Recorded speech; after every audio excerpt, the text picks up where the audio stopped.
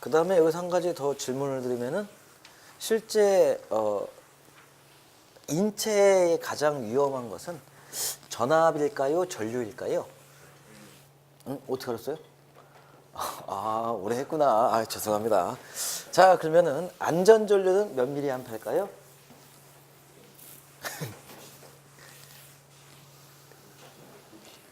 혹시 전자야? 기계야? 뭐예요? 아, 왜 이렇게 어렵게 봐요? 아, ELB 몇 mA예요? 주전차 단기가 20mA예요? 30mA죠. ELB 30mA. 20도 나와요? 저 안 써봤어요. 전격 감도 전류가 30mA고요. 집에 설치할 때 보니까 주방이나 이렇게 보일러실 물기 많은 세탁실 가는 라인은 조금 낮추더라고요. 몇 mA죠? 15mA였죠. 그러면은 15mA가 안전해요? 30mA가 안전해요? 예, 그렇죠. 근데 왜 이거 다 안 쓰고 물기 있는 데만 이거 쓸까요?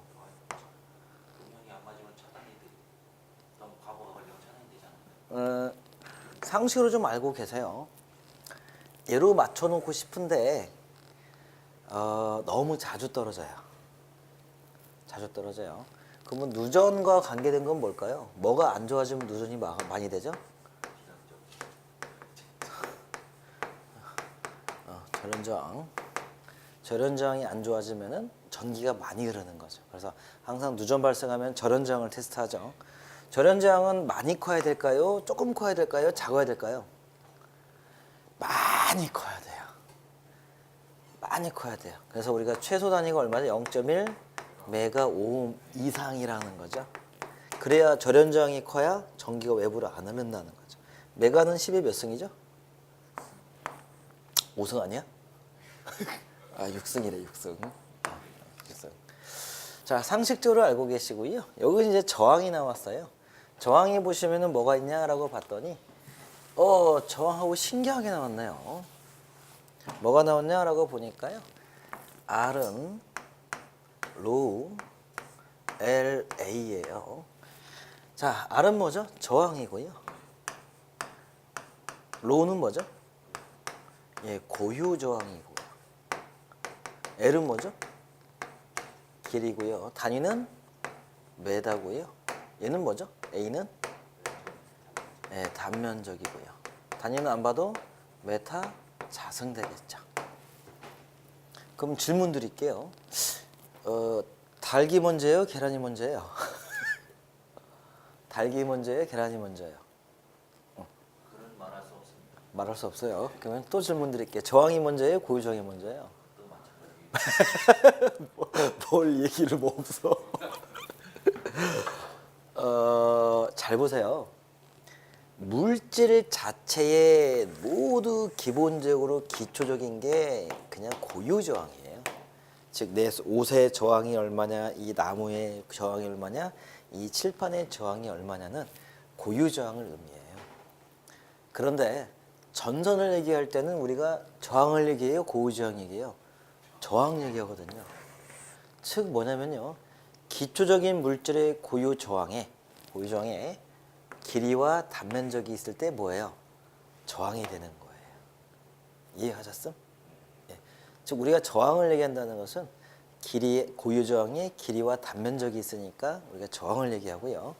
그 다음에 길이와 단면적이 없는 물질들이 좀 있어요.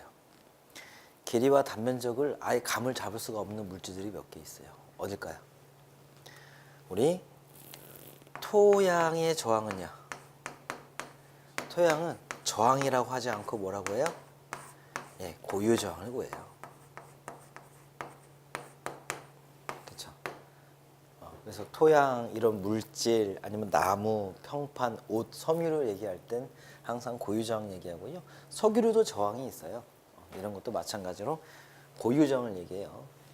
자, 그러면은 고유 저항이 큰 놈이 위험할까요? 작은 놈이 위험할까요? 정전기적 개념을 보면요. 정기적인 개념에서 어떤 놈이 위험할까요? 큰 게 위험하다. 오늘 찍은 것 중에 제일 잘 찍은 것 같아요. 지금 무슨 말이냐면은 고해오장이 작을수록 뭐가 되는 거예요? 도체가 되는 거죠. 클수록 뭐가요? 부도체가 되는 거죠. 즉 무슨 말이냐면은 고유저항이 작은 놈은 도체가 돼가지고요 전기를 잘 흘려요. 큰 놈은요 부도체가 돼서 이런 놈은 전하를 많이 축적해요.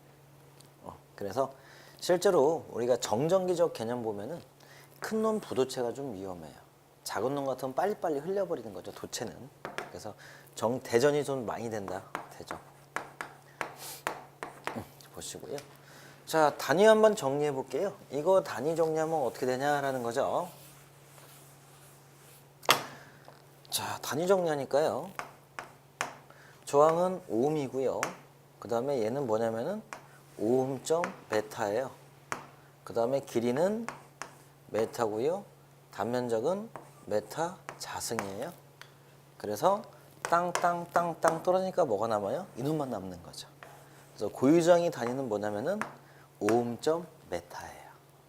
그래서 로는 단위가 오음점 메타라는 거죠. 자, 그 다음에 단면적은 4분의 파이 d 자수 아닙니까? 일단 기다려봐. 나도 좀 먹고 살게. 자, 이제 단면적을 넣어보자고요. 단면적을 넣어서 반지름을 넣어보자고요. 그러면은 어떻게 되냐면요. R은 로 L 해버리고요. A는 단면적 구하려면은 우리가 반지름 넣으면 어떻게 나오죠? A는 반지름 넣으면은 4 파이 D 자승 나오는 거죠. 맞아요? 자, 그러면은 파이 D 자승 나누기 4니까 뒤집어서 올라가면 어떻게 돼요? 다시 R은 로 L 1 곱하기 뒤집어지겠죠. 그러면 파이 D 자승이 4가 되겠죠. 다시 쓰면요. R은 파이 D 자승의 로하고 4L이 되겠죠. 이건 상당히 많이 나와요. 이제 거의 길이가 몇 배냐, 뭐 반지름이 몇 배냐 이런 식으로 많이 나오니까 좀 알아두셔야 돼요. 이 공식은요. 그래서 이거 별표 하나 쳐놓으시고요.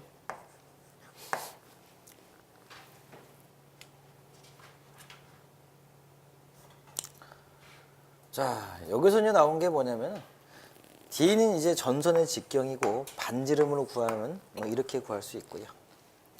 그 다음에 고유저항의 반대가 뭐냐면 전도율이에요. 주의하세요. 고유저항의 반비례가 뭐라고요? 전도율이고요. 저항의 반비례는 뭐냐면 컨덕턴스라고 해요. 다시 정리해 볼게요.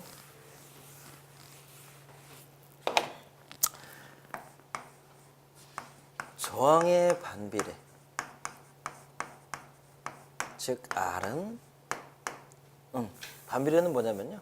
R분의 1은 뭐냐라는 거죠. 그러면은 얘는 컨덕턴스라고 해요. 무슨 턴스요? 네, 컨덕턴스라고 하고요. 기호를 좀 주의하세요. 기호. 얘가 지금 오음이잖아요. 그러니까 단위를 정리하면은 5옴분의 1을 하면 되겠죠. 그럼 얘는 올라가면 어떻게 되냐면요. 이렇게도 쓸 수가 있어요. 5옴의 마이너스 1. 맞죠?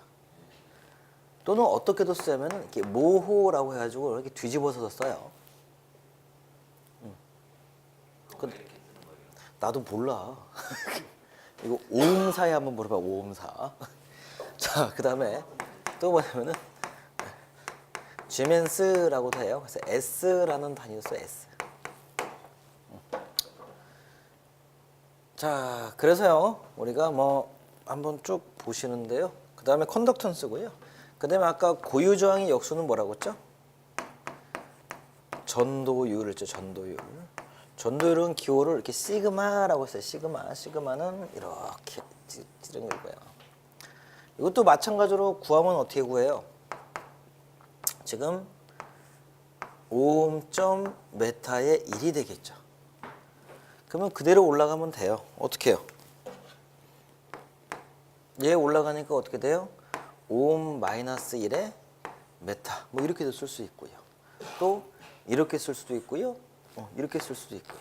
그래서 한번 문제 풀면서 보도록 할게요. 자, 그 다음 문제 보면요. 저항의 온도 계수가 나와요. 뭐 불필요한 거니까 문제 딱 풀 정도만 할게요. 자, 일단 기본적인 건 뭐냐면요. 온도가 올라갈수록 저항은 어떻게 될까요? 모든 물질의 저항은요. 온도가 올라갈수록 저항은 어떻게 돼요? 여름날 더우면 여러분 공부가 잘 돼요, 안 돼요? 추우면요? 추우면 추워서 못해. 더워서 못해. 기본적인 게 뭐냐면요. 온도가 올라갈수록 분자의 충돌이 많아져요. 그래서 전류의 흐름을 방해, 막 떨어가지고 이놈들이 움직이니까. 그래서 기본적인 모든 도체는 온도가 올라갈수록 저항이 커져요. 이걸 뭐라면 도체라는 거고요. 그 다음 또 뭐가 있냐면 반대적인 성격이 있어요. 얘를 뭐라고요? 이제 반도체라는 거죠. 또는 뭐 부도체의 개념도 볼 수 있고요. 이 개념만, 이것만 보자고요. 자, 그런데 이 저항의 관계를 어떻게 정리하냐면 이렇게 정리할 수 있어요.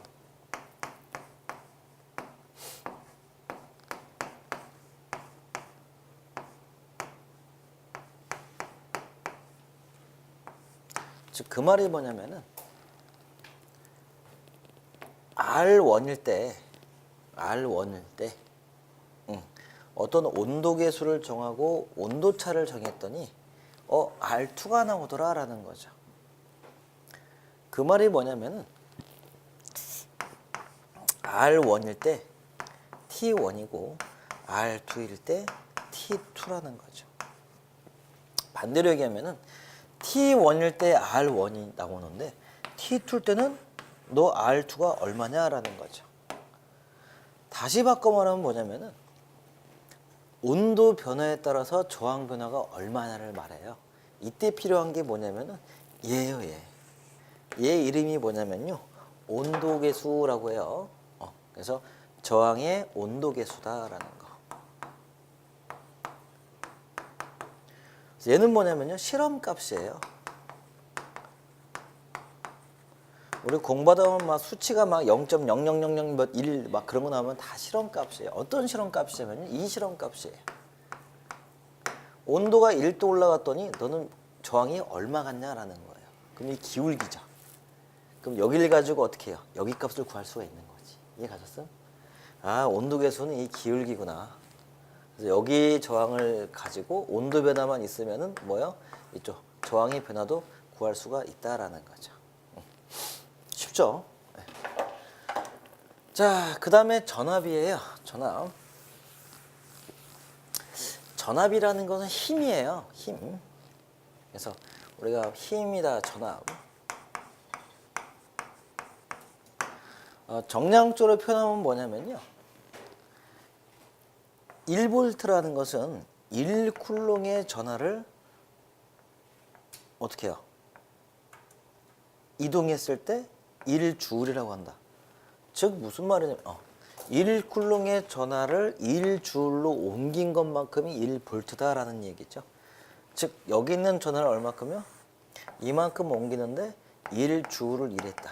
그러면 이게 1볼트라는 얘기예요.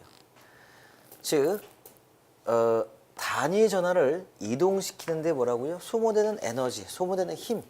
에너지라는 것 때문에 좀 헷갈릴까 봐서 이런 말을 좀 안 쓰는데요. 그냥 전하를 옮기는데 소모된 힘. 뭐 이 정도 이해하자고요. 자, 마찬가지로 얘를 다시 쓰면 어떻게 되죠? 더블은 VQ가 되는 거죠. 그래서 아까 요 이땡 떡 볼 요가 얘기인데 좀 주의하실 게 뭐냐면은 아까 Q는 단위가 뭐였죠? 쿨롱이었고요. 얘는 전압이었고요. 얘는 뭐냐면 워크예요. 일을 얼마나 했냐라는 거에서 단위는 줄이에요. 줄. 이것만 좀 주의하시고요. 자, 그 다음에 기전력이 나왔어요. 실제로 우리가 회로 이론 보면서 오해하는 게 뭐냐면요. 이걸 좀 오해 많이 하거든요.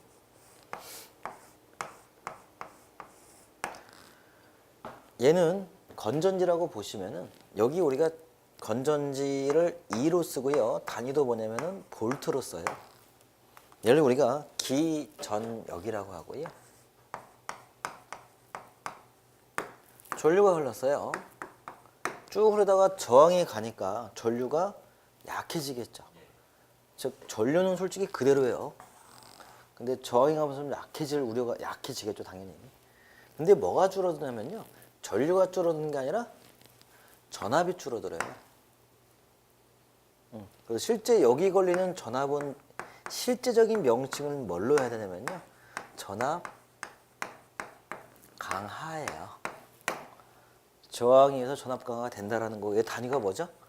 볼트라는 거죠. 이제 나오는 게 V는 IR이라는 거. 그래서 우리가 이때는 미는 힘, 즉 펌프 같이 꽉 민다는 거죠.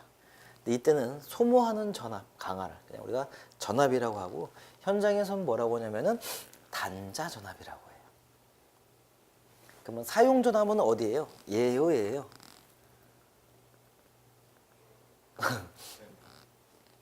어렵더라고요. 단자 전압 해버리면요, 이 부하기의 이 두 단자의 단자 전압이라는 말이 맞고요. 사용 전압이라고 하면요, 이 기기가 몇 볼트까지 사용할 수 있는가 기기의 매뉴얼이에요. 그러면 우리가 표현할 때 단자 전압이 얼마냐라면 테스터로 두 개를 찍어보라는 얘기고요. 사용 전압이 얼마냐라면은 그 기기 매뉴얼을 보라는 거죠. 나 몇 볼트짜리야, 나 24볼트짜리야, 21볼트짜리야, 12볼트짜리야 보라는 거죠. 자, 그래서 실제 전압이라는 것은 미는 힘이다. 그래서 전압이 높을수록 전선의 케이블의 굵기는 얇아져요, 두꺼워져요? 케이블의 두께는요? 전압이 높을수록 전압이 높을수록 힘이 세기 때문에 케이블이 얇아져요. 특고압의 케이블이 얇아요, 저압의 케이블이 얇아요? 특고압의 케이블이 얇죠.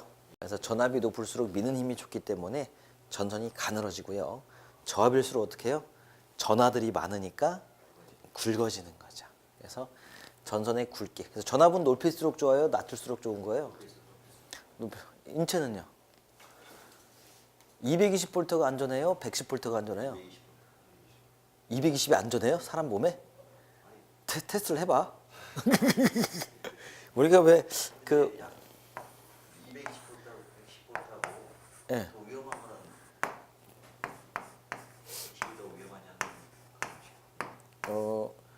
실제로 우리 왜 86 아시안 게임 88 올림픽일 때 거의 이 시점에서 올렸잖아요. 그러면서 기기들이 110볼트니까 도란스 엄청나게 많이 썼잖아요.